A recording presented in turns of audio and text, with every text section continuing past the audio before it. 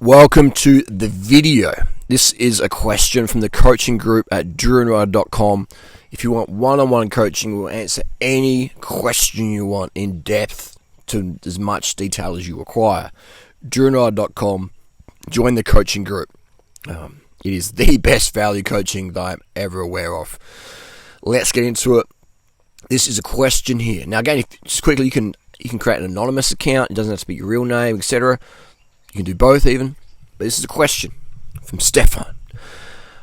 Question is, Stefan is 33. He says, I've failed at anything I did until this point. I'm going to read it out, what Stefan said, then I'm going to give my 2 bits to it. I will interject, it will cut in and just add a bit. First of all, Stefan says, I've failed at anything I did until this point.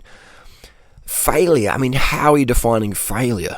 You know, look, someone like Bill Gates could walk down the street and see an 18-year-old bum just on the street, destitute, for $2 to his name in Toronto. And Bill Gates can go, man, I wish I was 20 again. I wish I was 18 again. I wish I had the free time this guy has just to be able to stop and pause and read a book or just look at the sky and not have to have all this stress and pressure. I guarantee you Bill Gates would have those moments. Guarantee you. Alright, so failing, we might, and that guy on the street who's 18, dead broke, bum on the street, he might feel, I've failed at life. I've failed at everything I've done. He might feel like a total failure, and someone like Bill Gates would have a moment of jealousy, thinking, man, wish I had what that guy has. So often we're very ignorant to the abundance, the benefits that we have. You know, we might have physical ability or disability or whatever, but we all have something to be grateful for. And what happens in life is we beat ourselves up way too hard for things that don't really fucking matter to that much in the big scheme of things. So Stefan says, I dropped out of school because of weed addiction and social anxiety and a bullying experience. Well, I'll tell you what, smoking weed and social anxiety go hand in hand. The reason why I gave up smoking weed is because when I was stoned, I'm like, I was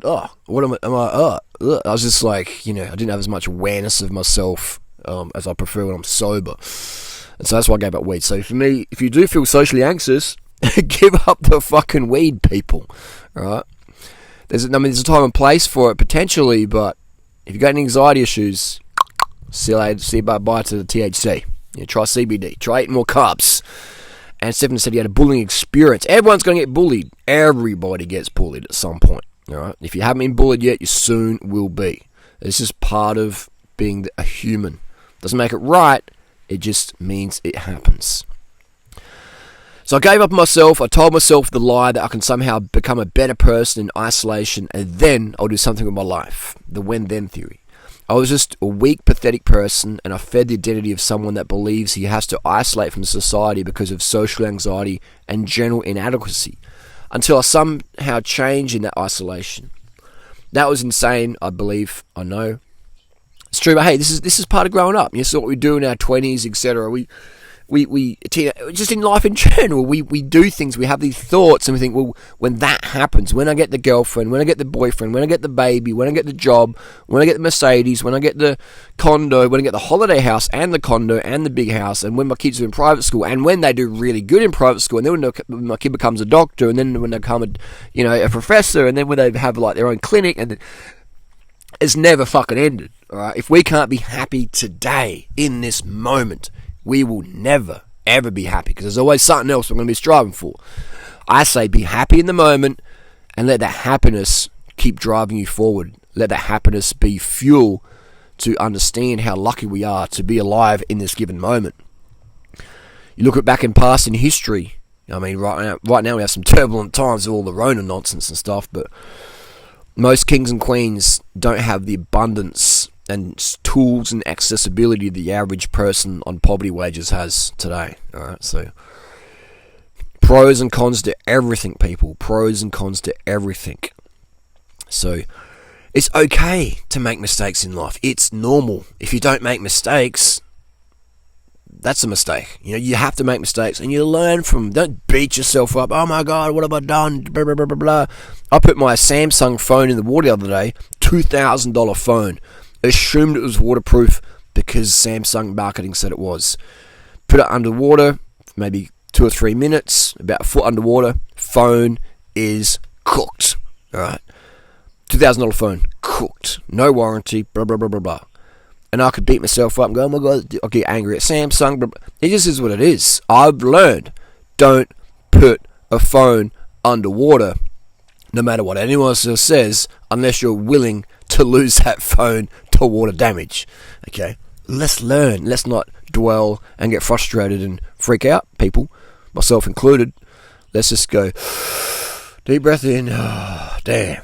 I didn't want that to happen. It's happened. What can we learn from it so it doesn't happen again? Alright. So Stefan says, he worked for 6 different jobs. I worked for 6 years, different jobs, starting at nearly 26 years old. When I was 22, my life was a complete shit show. My drug use got totally out of control. Very common. A lot of overdoses and 3 or 4 times at mental clinic. Bro, it's very common. It's very, very common. I was already living 3.5 years in isolation, not really living, just existing. Within that time, I tried to stay sober and tried to go raw several times. That lasted for 2 or 3 months max. But I never really looked for the job or confronted my social anxiety, so I focused on ridiculous things like going raw vegan. In 2010, I lost all my hope and I went into full-on escaping reality. No matter what price I had to pay for it, I ended up in an intensive care unit very soon because I overdosed again and again. The drug stopped working. After 2 months locked up in a mental ward, I went home and I had to go to psychiatric day unit. I was extremely depressed and saw no sense in life anymore. That's normal when you hit the drugs hard. You're coming down, you feel trashed. People often do the drugs for 2 reasons. Weight loss. Weight loss is a very important one people do drugs for. Second, most common would be some sort of PTSD. We've had some trauma in our lives, parental or child, whatever, just trauma. It's different for everyone. But we blow it up. This is a mistake everyone with PTSD makes. Everybody with PTSD at some point will make this mistake, myself included, is we will blow it up bigger than it deserves to be blown up because we want to feel significant, so we want to get a payout, or we want to, have some sort of identity, or tell ourselves, well, I don't have to go to work today because I've got PTSD. I'm gonna, blah, blah, I can't do my goals, or blah, blah, I can't have this proper, blah, blah, blah, blah, blah. I can't behave properly because I've got PTSD, or blah, blah, blah, blah. So be careful, people, what you tell yourself. Be careful what you tell yourself, alright? PTSD is normal. What's better, what also is normal is getting the fuck over it, brushing yourself off and go, cool, that happened, wasn't the best, but it's making me a stronger person. I'm more wise now. I'm more wary. I can become a stronger people. I can become a stronger person for people around me. So that's what happens. Just every time you have PTSD, people just go, boom, that happened. Damn, that was rough. Damn, I didn't deserve that. Damn, that happens. Or maybe I did deserve it, or whatever. Blah blah blah. But it happened, and the biggest PTSD mistake people make is just put themselves as a victim. Replaying it in their head again and again and having resentment and blah blah blah blah blah. Alright? That's the real PTSD. That's the damage. Like you could, let's say, give an example, let's say that you were raped. You're a guy and you got raped, by other guy or girl or whatever. And and it happens. And yeah, it's no good. But then you keep playing that over in your head and you got resentment, you're like, I want to kill those people, blah, blah, blah. You got this anger and just like full vengeance. That's what's going to do the damage at a cellular level. Physically, getting raped, maybe go to hospital, get some stitches or blah, who knows what happens physically. But mentally, that is where we really do the damage to ourselves. Now, that's hard to swallow for a lot of people out there for many reasons. But when you think about it, you got a physical activity, which people are partaking all the time, and it's no problems. But when it's without consent, I'm not saying it's right, but I'm just saying, it's not right either to beat yourself up about it and play it back again and again, and just create this traumatic situation in your head that, you know, how's that going to help you, right? You don't have to ignore it, but you can just go, okay, that happened, blah, blah, didn't like that, but, you know, shit happens, move on. That's the healthy way to see things. The way to damage your aesthetics, damage your life, damage your vibe, damage the quality of life you get to live the rest of your life is to replay that PTSD at whatever level again and again and again, no matter what happened to you. I got bullied at school. My mum said, or my dad said I was a loser, I never amount to anything. Who cares what your parents think, really? They might be still in a pep talk. They might be frustrated. Your dad didn't get his cock sucked that night by his, you know, by your mum or whoever. And he sees your smug face as a teenager. He's like, yeah, son, you're a piece of shit. You know, you're just a fucking worthless scumbag. And then you're just like, holy shit, my dad said that to me. Oh my God. So, you know what I mean? Like, it just, I understand the chain of events, how things can happen. People get in bad moods, or they get drunk, or they have PTSD themselves, and they just don't take it personally, people. Really. Don't. I mean, it's fucking tough. Easy for me to say it. But, again, if you want to make your life easier and more fun and everything better, develop the emotional muscle to avoid taking things personally or as personally, right? Doesn't mean you be a doormat, but also thinking how much, you know, like, what do I want to do here? You know, like, example could be like, I might be riding my bike and you get some guy come driving close, real close, you know, almost fatally close. You know, and then they pull up at the traffic light. What do I do? You know, straight away, my fist wants to go through the window, just start hitting. You know, but what's that going to do? You know what I mean? Like, I do say something, I do make an example, I do push it, but not to the extreme. All right, it's case by case situation, but it's easy to take it over the top, and then the next minute you're in prison. All right, or someone, you know, it's just not worth it. So you really got to breathe in deep and go, fuck it, let it go to a degree, you know, I'm safe now, blah, blah, blah. So it's just a fine line. And as you get older and wiser, you understand what's acceptable retaliation, what's not. So you just, you know, and again, that's just, the university's going to teach that viciously. So Stefan, let's go back to him. He's he's in the mental ward, extremely depressed. He met his first real girlfriend at 23 years of age, and he was a virgin until 22. And I'm just screaming through here. So he said he went to see some hookers, lose his virginity with some hookers. Pretty common thing, nothing wrong with that. You know, it's going to be a positive experience for a lot of guys, mostly, especially if it's a good hooker who knows how to make a man feel good. Not a bad idea, but also it can be a bad idea depending on the guy and the experience. So, you know, but again, you could employ a hooker and say, hey, this is my first time. And, you know, and if she's an experienced hooker or experienced lady, then she'll be like, oh, cool. You know, she'll make it more special there. So I think it is good to be transparent and say I'm a virgin. So they can let you know what's going on. But yeah, there's no rush to lose your virginity. But as a guy, women generally don't want to fuck guys who don't have much experience. That's just how it is. All right? And that's not bad or good, it's just how it is. So racking up experience in a safe way is a pretty good idea. Now, some people might cringe at that. Okay, that's fine. It's your opinion. I'm just saying, I've never had a woman complain to me and say, wow, you're too experienced. You've been with too many women. I don't like that. Women want experience, no matter who they are. And this is how it is. So anyway, Stefan, he met a girl at the day clinic, the mental health day clinic. She was there because of depression, and I was also extremely depressed. I was so depressed and focused on my own misery that I didn't really care about rejection. That's a good one. I heard that my future GF was leaving the day clinic, and I asked there if she wanted to go running with me. Then we had a 9.5-year relationship on and off. I quit the relationship last year, November. In 2013, I wanted to get a vasectomy and got scared away because of the reports on forums that people had their life ruined because of vasectomy. Most of those posts are just freaking trolls. They're anti-vasectomy, shills, etc. Vasectomy is one of the safest things out there. Anyway, she got pregnant. You know, she got pregnant because I was horny and had no impulse control. That happens. That's why, guys, get a fucking vasectomy. When she told me that she was pregnant, I was ready to leave her. Women, listen to this. When she told me that she was pregnant, I was ready to leave her. Women, listen to that again. And this is not, I'm not saying this is a bad thing. This is what most men think. When she told me that she was pregnant, I was ready to leave her. I stayed for 2 more years, then I broke up with her for 10 weeks. But I was not able to handle the situation. We got together again. Alright, so this is how men think. We get hot and we get horny, and so do women. They're ovulating like, let's fuck, let's go, let's take some risks. Then bang, bam, bam, thank you, ma'am, a baby on the way. And then life really starts. Then life really starts.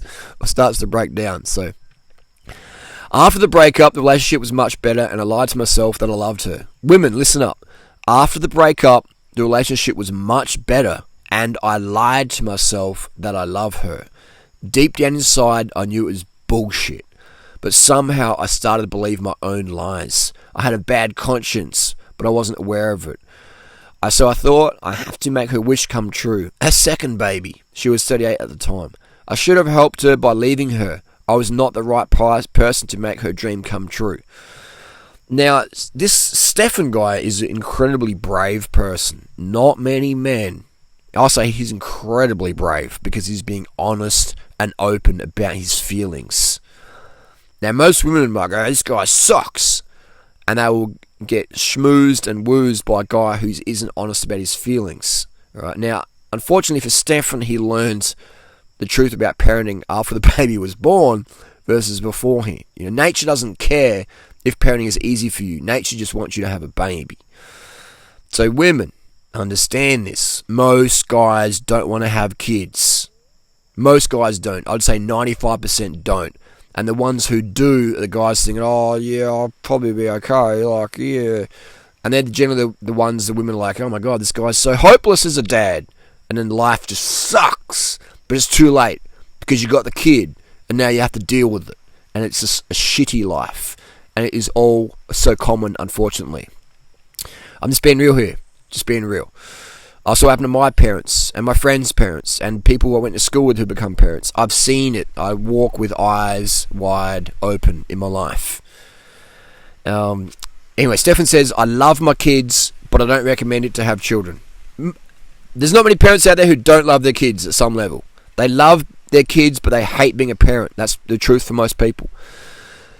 So I love my kids, but I don't recommend to have children. If you're not a family person, I'm not a family person, but I like to be around kids, but just not all the time, like a family person does. My ex is very happy with our 2 children, but it was a terrible decision to let this happen because I don't want the responsibility. I got my vasectomy 1 year ago, an open-ended, non-scalpel by a very experienced doctor. Very good, Stefan, very good. In 2014, I had a YouTube channel about high-carb veganism, had over 200 videos, 3K subs. I was very fit and healthy, around a 40-minute trail 10K, height and weight 81 kilos at 183. I felt amazing and no desire to take drugs ever again. I changed my identity successfully, but my channel was stagnating because I was not authentic enough. That's not true, Stefan. I disagree here on this one. Most successful YouTubers are incredibly fake. People with verified ticks and big sub counts, most of them, mad fake. Mad fake. I can't think of many YouTubers I know who are legit, genuine people. That is an extreme minority. Most people out there on YouTube land are grifters. They are fake as it gets. Alright? They are not authentic. They are not authentic. The biggest YouTube channels, most of them are not authentic. I know because I know a lot of people in YouTube land. I've been as a professional YouTuber for 12 years. See people come and go. That's a lie, Stefan. That is a lie. Your channel stagnated because you weren't putting out enough content. All right. And what does stagnated even mean? You're like, these days there's more competition. All right. So if I judge my views today based on 10 years ago, when I was the only cycling channel, only one of the only vegan channels out there, then I'll be like, oh, that'd be a bit dumb, because now there's like thousands of channels, cycling channels, vegan channels, stuff like that. So there's more competition, but my views are still really good compared to that, in that context. All right, so you've got to have context of things. Like if you're the only pizza bar in town, then yeah. But then all of a sudden in 10 years' time, there's 20 pizza bars or 1,000 pizza bars in Toronto or wherever. So you've got to have context, people. Context is very important. And then we got here. Blah, blah, blah. So, and then he got a new job. Couldn't handle the pressure there. Had a beer, and that was the end of my fitness and health identity. I then took 5 years to realise I have to quit completely. So he went on a bit of a beer. Blah, blah, blah. So now he's sitting in his father's basement all day and telling myself I'm going to do stuff and quit stuff. And then the only thing I do is get wasted, and I avoid everything that would be just a little tiny bit uncomfortable. If there was a way to avoid it, I lie to myself that I'll change tomorrow or a couple of days from now. I'm very weak mentally. I'm scared of everything. Not able to deal with stuff without freaking out. That's everyone, man. That's everyone. That's everyone on various scales. Everybody is weak mentally. If they don't get enough carbohydrates, sleep, water, sugar, or if you press their buttons, everybody is weak mentally. Everyone has their buttons. I'm scared of everything. That's everybody. You're not scared of everything. That's not true. You're not scared of using a computer. You're not scared of sharing your life story. Most people would never do that. All right? So you're not scared of everything. That's a lie you're telling yourself. I am scared of everything. That's bullshit. I'm scared of 3-meter crocodiles. I'm scared of them. I'm not going to go swim with a crocodile. All right? I don't want to share a sleeping bag with a venomous snake, a brown snake or a taipan. All right? I'm scared of doing that. That would make me scared. So it's good to understand what we're scared of, and then go, is this fear rational? If it is, then great, keep that fear. And if it's not, then go, well, this is a bit stupid. I should change this because my life quality is being affected. And how do we change something? We just fucking do it. We just fucking decide in that fucking moment. How do you fucking open a door? You fucking grab the handle, you fucking turn it, and you open it. Or if you can't do that because it's locked, you fucking kick it in. Alright? So how do you fucking change in life? You just fucking do it. Okay? You just fucking do it, man. And that's the sort of self-talk you gotta fucking have. Let's fucking go, man. Let's fucking do it. Alright? You gotta be able to pipe yourself up. Let's fucking go. And you get enough sleep, water, sugar, put down the fucking weed. I mean, weed, there's a time and place for weed, man. But if you want to get fucking shit done as an adult man, the weed ain't gonna help you. Alright? The weed ain't gonna help you. Even the stims ain't really gonna help you. You gotta have that fucking desire to do that. And fucking do it. Stop making up excuses. That goes for all of us, anytime. So here's my goals. My goal, he's got some goals. I want to smash some PRs in running. You can do that. I want to lose 20, 25, 30 kilos. Stefan, you know how to do that. I want to be able to leave my comfort zone every day. Being able to do things that suck every day. You know how to do that. Get and stay completely sober forever. You can do that. You know how to do that. Get enough carbs, bro. And the intent to have a sex life as soon as I feel attractive again. Well, I'll tell you what, Stefan, if you base your libido off if you feel attractive, that is dumb diddly dum-dums. Alright? Because there are people out there who go, wow, I love your confidence. I find your confidence. I find your physique, whatever. I find that attractive. Oh, but no, I don't find it attractive. Oh, fucking hell, bro. Are you serious? Vomit that shit up. That you get bulimic on these negative thoughts. Vomit those negative thoughts up. When a thought comes in your body, stick your fingers down your throat, hypothetically, and vomit that bullshit thought back up, and then kick some dust in it and keep walking. Done. I'm going to be more sexually active if I'm, as soon as I feel attractive again. Dude, you're not a 13-year-old girl.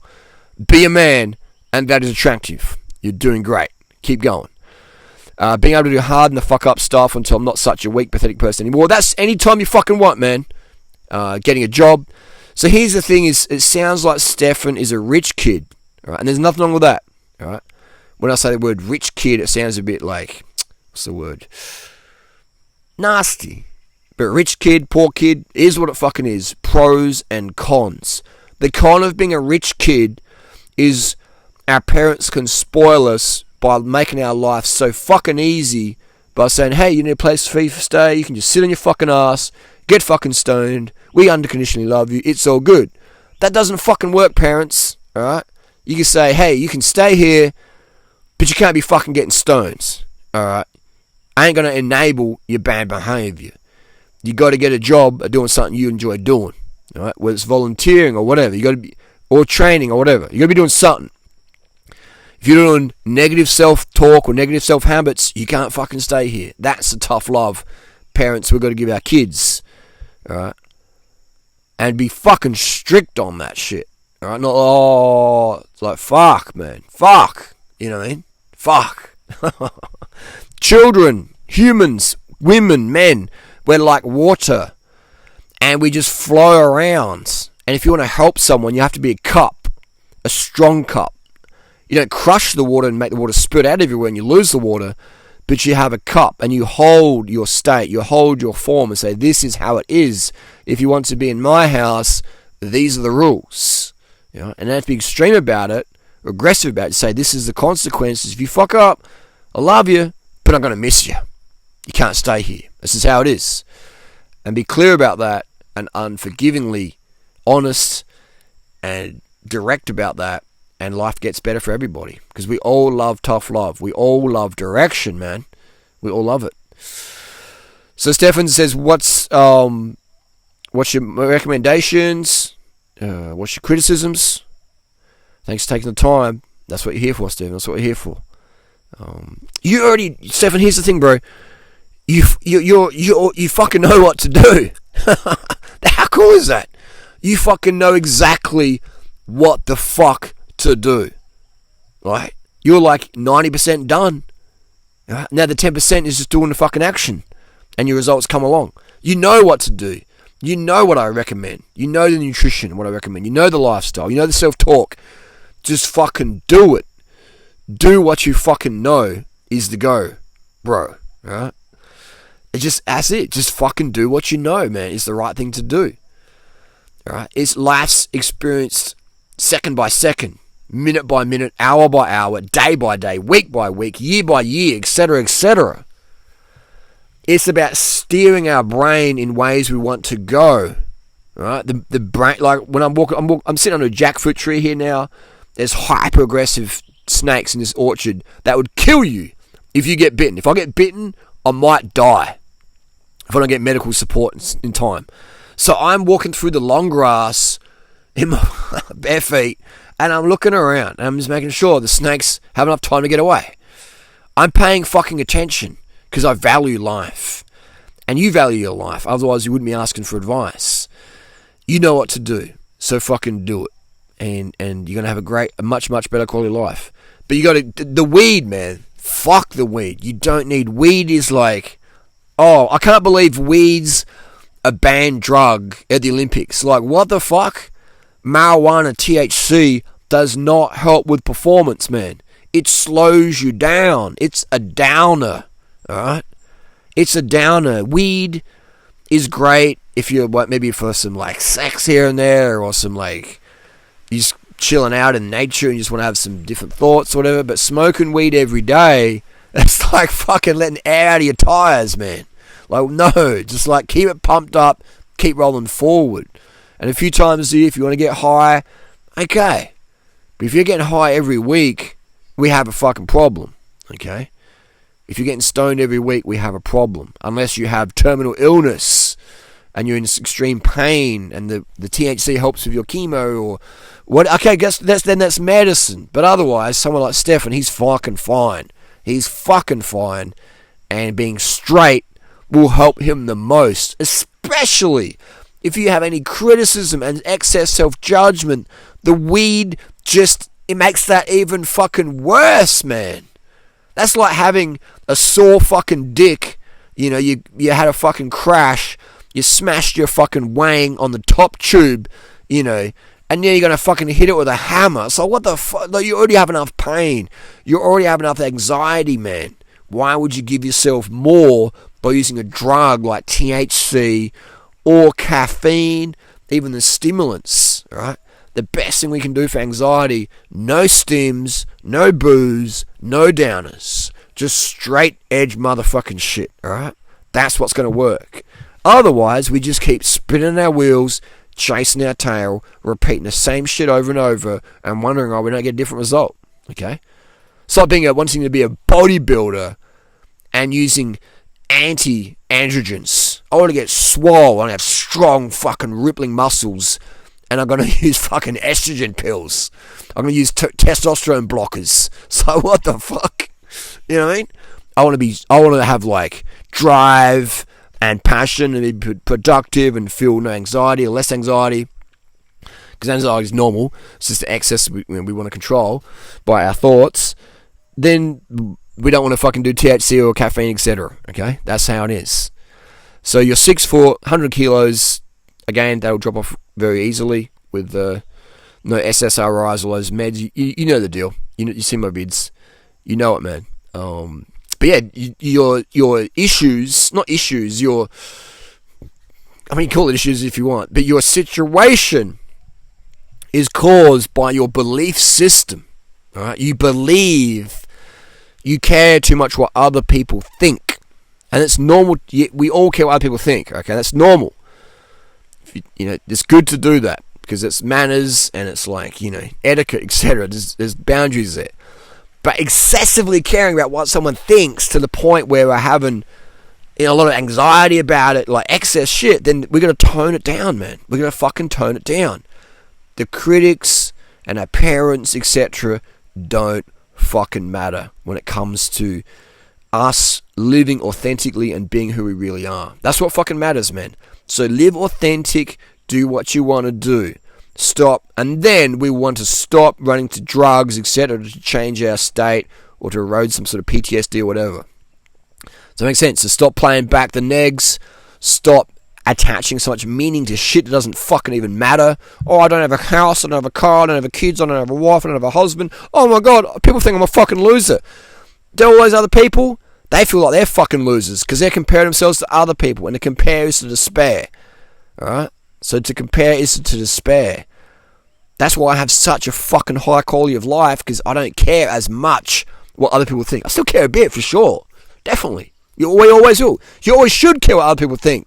But not to the extent that it fucking paralyzes you from taking action, from enjoying your life, from doing what you're passionate about. Okay? And comparing, if you're comparing and despairing, you're comparing too much. Drop it back. Tone it back. Drop back a few watts. Alright? Things like that. An Olympic athlete yesterday killed themselves. A pretty, young, attractive female cyclist took her own life because she felt inadequate. She felt excessively judged and she judged herself. Blah, blah, blah, blah, blah. What a shame. What an absolute shame. She suffered because she focused too much on herself versus helping other people. Alright? People say, that's really, you can't say that. That's not nice to say about that. That's the absolute truth. And from any tragedy, we have to learn the lessons from that. People out there, if you're suffering, if you need drugs to get through the day, you're simply just focusing on yourself too much. And that sucks. Self-focus is great. But again, like anything in life, a bit of balance. You don't sleep all day. You don't stay awake all night. You don't get sunshine until you're fucking burnt. Balance, people. Balance. It's okay to criticize ourselves, but within reason. Okay? Find the balance point. Find the balance point quick. And hold that balance point for the rest of your life, because that's where life's really experienced. At that balance point. Sounds all woo-y, but it's true. Excessive self-absorbedness. Here we go. If we need drugs to get over our depression or whatever, we're focusing ourselves way too much. We're becoming self-entitled, etc. Assuming you get enough sleep, water, sugar, etc. If you're thinking, I need this drug, I need blah, blah, blah, man, you're focusing yourself way fucking too much. Give to other people, man. Fucking give. And you will feel less pain. Raising others raises us. So again, Stefan knows the deal with his nutrition. He knows the importance of carbohydrate. He knows the importance of early nights, water, clear on, etc. That's fantastic. A lot of people don't. And they fucking suffer, man. They might even be grateful for life, but their biochemistry is off because they don't get enough carbohydrate. They think sugar's bad for you or something. And that these people just fucking suffer. And they might be totally grateful. But then the voice in their head is just getting so strong. It's like, oh man, life really sucks. It's so hard. Because they don't have enough muscle glycogen every day. Don't have enough hydration. The serotonin is just off. And they feel just off despite all the Tony Robbins and Wayne Dwyer, etc., etc. Right, so we do let's take care of our hormones and our B12 and everything, regardless of what diet you're eating. You need to get enough carbohydrates in there. Anyway, that's the video. That's the podcast. If you've got any questions, let us know down below. But again, I could talk for hours on this one. We could do deep dives even more on this thing. This is basically a skimming the surface in this one. Excessive self-thoughts, judgment, etc. don't help anyone. They're normal, though. They're normal. Okay, it's normal to critique yourself too much. It's normal to care too much what other people think. That's noob level. That's level 1. Let's get up to level 2, 3, 4, up to 10. Maybe there's 100 levels. All right. If you're caring what other people think, or they say something mean to you and you cry, that's cool. That's okay. It's normal. You're still a fucking noob, and we're all noobs at everything in life at some point. All right? And life's about stepping up in levels. Okay. Don't take things so personal. Don't make so many assumptions. Enjoy your life, people. And we'll see you next podcast, next video. I appreciate your support.